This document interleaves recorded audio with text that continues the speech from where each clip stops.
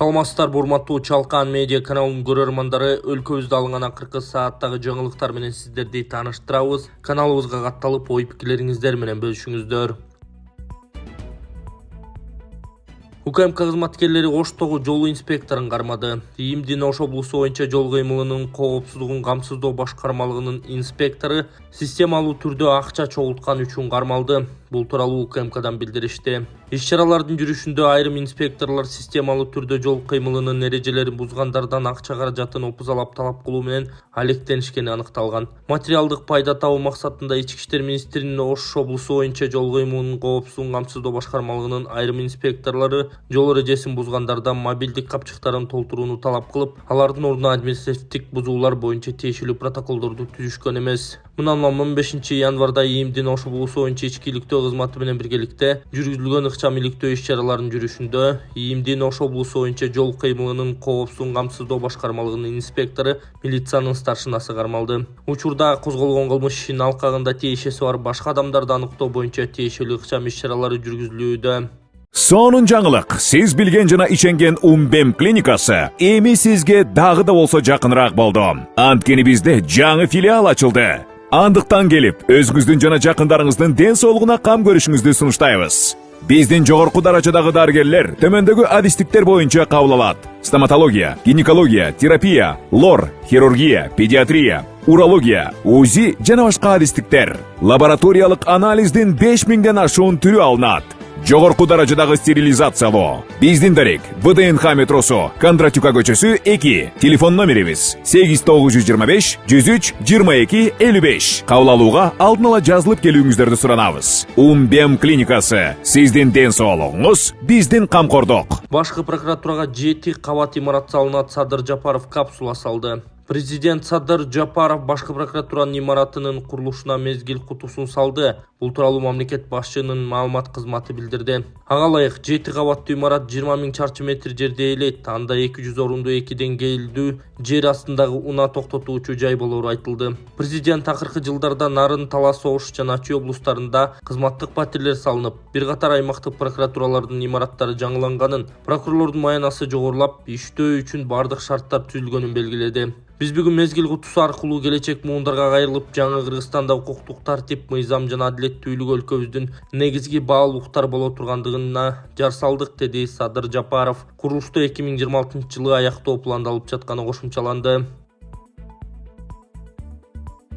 1 февралдан тартып Сауд Арабиясына барчулар менингитке каршы эмдөөдөн өтүшү керек. 1 февралдан баштап Сауд Арабиясына барчу бардык саякатчылар, анын ичинде ажылык жана кичи ажылык, умра үчүн бара турган зыяратчылар менингитке каршы эмдөө сертификатын көрсөтүшү керек. Бул милдеттүү талап 2 жаштан жогорукуларга тиешелүү. Вакцинация учууга 10 күн калганда жасалышы керек. Бул чара жугуштуу оорулардын жайылышын алдын алуу максатында киргизилген. Сауд Арабиясынын саламаттыкты сактоо министрлиги 3 вакцинаны тааныйт. Алар 4 компоненттүү Neisseria менингит, ASW135 жана Ю вакцинасы, полисахарид же конъюгироваланган вакцина. Neisseria менингит 5 жылга, полисахарид 3 жылдан ашык эмес жана конъюгацияланган вакцина 5 жылга чейин таасирдүү. Менингит бул мээни жана жүлүндүн сезгениши. Менингит өлүмгө алып келиши мүмкүн. Көпчүлүк инфекциялар адамдан адамга жугушу мүмкүн. Бишкекте 30 жаштагы жигит өзүнө өрт койду, милиция себебин айтты. 20 январда Бишкекте жаран башкы прокуратуранын жанында өзүнө өрт койду. Октябрь райондук милициясы анын себебин түшүндүрдү. Милициянын маалыматы боюнча, кечээ түштө 102 кызматына башкы прокуратуранын маңдайындагы унаа токтотуучу жайда эркек киши өзүнө өрт койгону тууралуу маалымат түшкөн. Аталган факт боюнча териштирүү жүрүп, өзүнө өрттөгөн жаран 30 жаштагы адам экени, буга чейин акчасын алдырып койгонун айтып, 2 факт боюнча милицияга арыз жазганы аныкталган. Салык кызматынын мурдагы төрагасы Абдуваповдун абактагы мөөнөтү узартылды. Салык кызматынын мурдагы жетекчиси Алтынбек Абдуваповдун камактагы мөөнөтү узартылды. Мындай чечимди Бишкектин 1 май райондук соту чыгарды. Судья тергөөчүнүн өтүнүчүн канааттандырып, анын баш коргоо чарасын аныктады. Мурдагы чиновник 2025-жылдын 20 мартына чейин камакта болот. Эске сала кетсек, Алтынбек Абдувапов жана анын орун басары Исламбек Кыдыргычев 2024-жылы декабрь декабрда камакка алынган. Алар ээлеген кызматтарынан четтетилген. Буга чейин Алтынбек Абдувапов менен Исламбек Кыдыргычев сурактан кийин кармалган. УКМКнын маалыматына караганда алар коррупциялык схемаларга катыштыгы бар жана кызмат абалынан кыянаттык менен пайдаланган деп шектелүүдө. Башкы директор электр станциялары ачык акционердик коому Бишкекке көчөрүн четке какты. Электр станциялары ачык акционердик коому Каракөлдөн Бишкекке көчөт деген маалымат чындыкка дал келбейт. Бул тууралуу компаниянын башкы директору Салават Садаркунов Спутник Кыргызстан агенттигине билдирген. Жалган маалымат, электр станциялары акысы Каракөлдө эле калат, деди ал. Кечээ ЖМКлардын бири ачык акционердик коомдун маалымат кызматына шилтеме берүү менен компаниянын Бишкекке кайтып келгенин жазган. Эске салсак 2023-жылдын июль айында өлкөнүн электр жана жылуулук энергиясынын негизги өндүрүүчүсү болгон компаниянын борбордук аппараты Бишкектен Жалал Абад облусунун Каракөл шаарына көчүрүлгөн. Анда электр станциялары ачык акционердик коомунун администрациясынын жана борбордук аппаратынын эмгек жааматы которууга каршы болуп президентке, энергетика министрлигине, жогорку кеңештин фракцияларына жана депутаттык топторго ачык кат даярдашкан. Ал жалпыга маалымдоо каражаттарына да жөнөтүлгөн. Кайрылууга 183 адам кол койгон.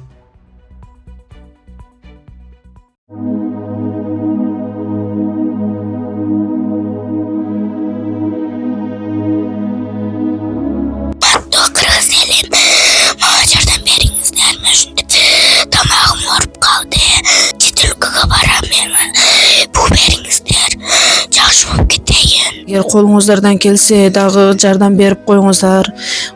Өтө оор шарттабыз, азырда дам кысылып, тезирээк барып операция кылдырышыбыз керек. Чет өлкөгө $45,000 сурап атат. Чет өлкөгө апарыш үчүн ол каражат бизде жок. Эгер колуңуздардан келсе жардам берип коюңуздар. Сиздерден сураныч. Диагнозу голосовой гортани деп чыккан. Тамагыда бул сүйлөй турган голосойдо. Ушул өскөндө сүйлөй албай калат. 1 метр жерге да ушу угулбай калат. Бир ан жерде калып кетеби деп коркомун. Үнү да чыкпайт. Мектепке барса балдар камситация, сакоосу жакшы сүйлөй албайсың деп. Ошо кызым элдин арасына кошулуп кыз болуп кетиш үчүн жардам берип коюңуздар. Өтө суранам сиздерден. $45,000 керек чет өлкөгө апарганы. Үй жайларыбызга эч нерсебиз калбады. Сиздерден сураныш, жардам берип коюңуздар. М-банк Анаркан деп чыгат, Сбербанк Гүнназик деп чыгат. М-банктагы номерге чалсаңыздар тактап мен өзүмдө болот. Сураныш, сиздерден жардам берип коюңуздар. Жакшы болуп кетсин деп Кудайдан түнү күнү Кудайдан тилеймин. Битте кызым бар. Ошо кызым үчүн жардам берип коюңуздар. Депутат Төлөбаев өлкөнү газдаштыруунун альтернативдүү жолдорун кароону сунуштады. Жогорку Кеңештин депутаты Балбак Төлөбаев Бишкектеги ыш маселесин чечүү үчүн кара кече көмүрүн колдонууга тыюу салып, газдаштыруунун альтернативдүү жолун кароону сунуштады. Бул тууралуу элекилүү 20-январда парламенттин агрардык саясат, суу ресурстары, экология жана регионалдык өнүктүрүү комитетинин жыйынында айтты.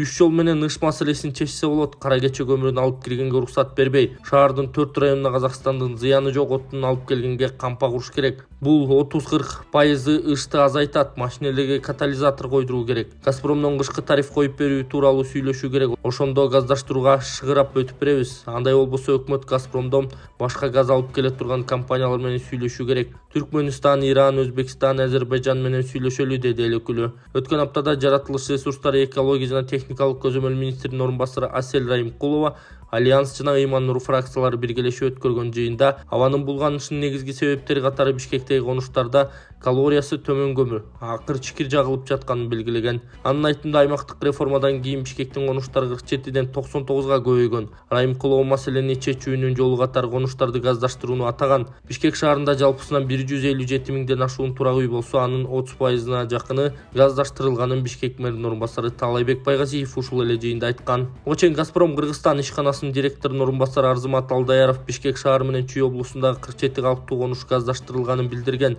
Дүйнөдөгү абанын сапатын изилдеген IQ Air сайтынын маалыматы боюнча Бишкек бир канча жылдан бери абасы булганыш шаарлардын катарында. Абанын негизинен жер тамдарда жагылган от, жылуулук электр борборунун түтүнү, шаар тегерегиндеги башаламам курулуштар, автоунаалар булгай турганы айтылып келет. Толубай Бакасовдун ден соолукту чыңдоо борбору Кытай элдик ыкмасы менен гайморит, грыжа, артрит, остеохондроз, куяң, тиземун, простатит ооруларын дарылоо жана айрыкча улгайган адамдардын кан айлануу системасын жакшыртуу. Мындан сырткары бизде косметология жана ашыкча салмакты кетирүү процедуралары бар. Гайморитти дарылоо ыкмасы. Мурун көңдөйүндөгү ириңдерди жибитүү үчүн от жагуу. Андан соң табигый таза чөптөн жасалган порошок менен ириңди сыртка алып чыгаруу. Грыжа, остеохондроз, тизе муун жана суук деген ооруларды дарылоо ыкмасы. Ооруган жерге гандин, же жөнөкөй тил менен айтканда, дары чөптөргө сугарылган таякчалар менен массаж жасоо. Андан кийин от жагуу. От жаккан соң атайын табигый чөптөрдөн жасалган дары майларын шыбап, денедеги токсин, туз жана вирустарды чыгаруу. Дарылоо мөөнөтү болжол менен 10 күн. Келип 100% кепилдик менен ден соолугуңузду чыңап кетиңиздер. Кененирээк маалымат алуу үчүн экраныңыздардагы номерге кайрылыңыздар. Нурдан Орунтаев 2023 жылы 1,7 миллион сом киреше тапкан. Архитектура, курулуш жана турак жай коммуналдык чарба мамлекеттик агенттигинин директору Нурдан Орунтаев 2023 жылы 1 миллион 712 миң киреше тапкан. Бул тууралуу анын декларациясында айтылат. Ошондой эле ал декларацияда айыл чарба багытындагы 80 соттук жана 40 соттук болгон эки жери бар экенин көрсөткөн. Андан тышкары анын жакын туугандарында 81 чарчы метр болгон батир бар. Орунтаев 2022 жылдын августунан 2023 жылдын ноябрына чейин Бишкектин вице-мэри болуп, андан бери архитектура агенттигин жетектеп келет. УКМК саламаттык сактоо тармагында коррупция көбөйүп жатат. Улуттук коопсуздук боюнча мамлекеттик комитети саламаттык сактоо министрлигинде мамлекеттик медициналык мекемелеринин жетекчилеринин катышуусу менен жыйын өткөрдү. Анда коррупциялык мүнөздөгү кылмыштар үчүн күчөтүлгөн кылмыш жазасы тууралуу кеңири маалымат берилди. Бул тууралуу УКМКнын басма сөз кызматы 20 январда кабарлаган. Укук коргоо органдары, анын ичинде Улуттук коопсуздук мамлекеттик комитети тарабынан коррупцияга каршы тынымсыз күрөшкө карабастан саламаттык сактоо министрлигинин кызматкерлери арасында коррупциялык көрүнүштөрдүн өсүүсү байкалууда.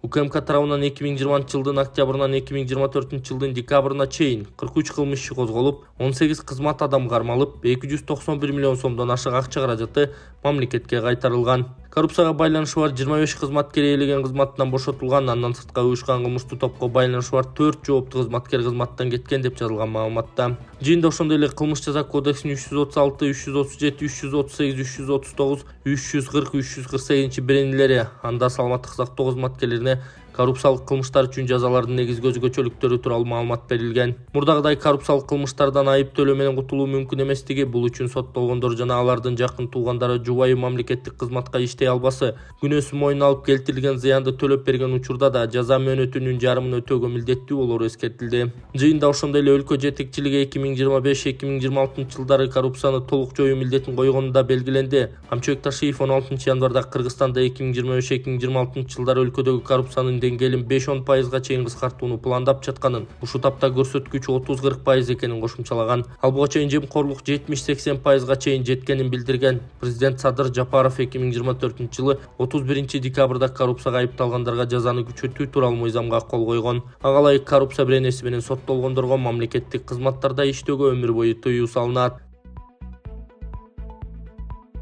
Алтынбек Жумаев Майлуу суунун мэри болду. Алтынбек Жумаев Майлуу суу шаарынын мэри болуп дайындалды. Бул тууралуу президенттин маалымат кызматы билдирди. Дайындоо тууралуу документке президент Садыр Жапаров кол койгон.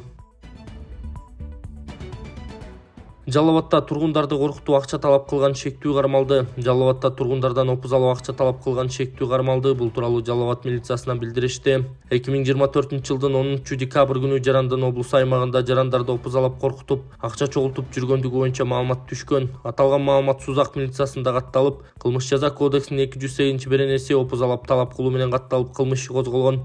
Шектүү катары 94 жылы туулган Сузак район тургуну кармалып, 16 январь күнү Сузак милициясынын убактылуу кармоочу жайына киргизилген. Тергөө амалдарынын жүрүшүндө 94 жылы туулган жарандын уюшкан кылмыштуу топтун мүчөсү катары каттоодо тургандыгы жана мурда соттолуп чыккандыгы маалым болгон. 17 январь күнү Жалал Абад шаардык соту тарабынан баш коргоо чарасы тандалып, 25 февралга чейин камакка алынган.